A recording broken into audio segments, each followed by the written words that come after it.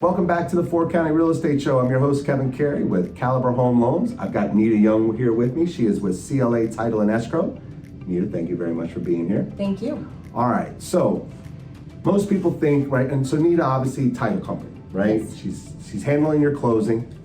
Most people think, what do they do, right? I just show up and they just sign the papers. Must be nice. I'd love to get in that job. Well, they don't really realize what really goes on and what you do to help us all get to that final destination, especially when it comes to getting your loan approved. We need clear title work, all those things. So tell everybody, what is it that the attorney and the settlement company does in the background, other than what most people think, which is you're just there to coordinate and have people sign and hand out keys? I got you. There is actually a lot that is happening, and I'm the face of it all, and right. But people see me, but they don't see all the other people in the background that makes that deal get to closing. Right. So for us, when a deal comes in, and first of all, we have two title groups.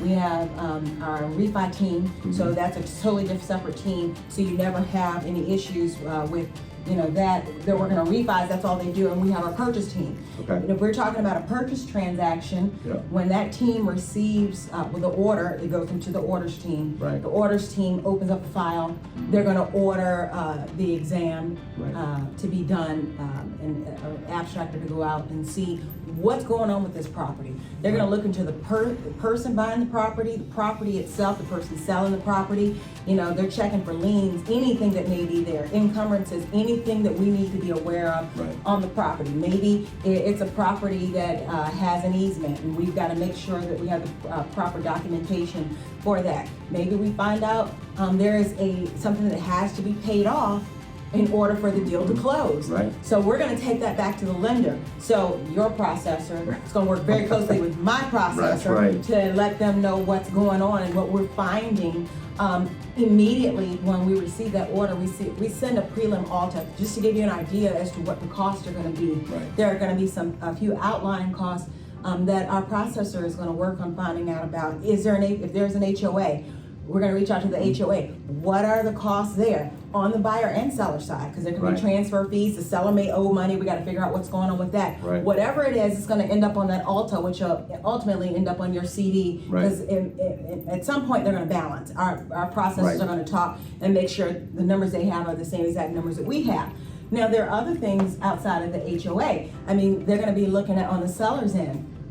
Are there any open loans? Right.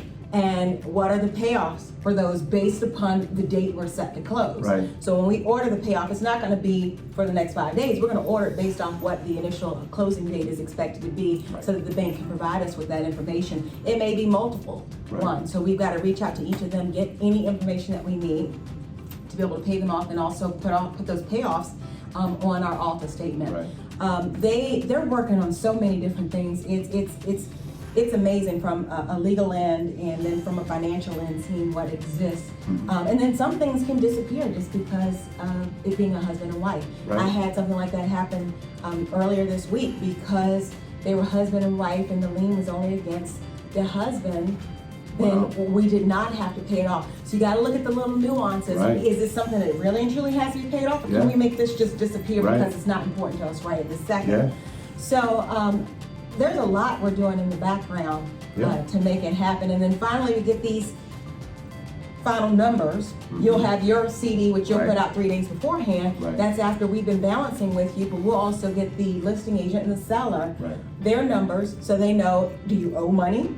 After we pay off everybody we need to pay off? Or are you going to walk away with a nice fat check?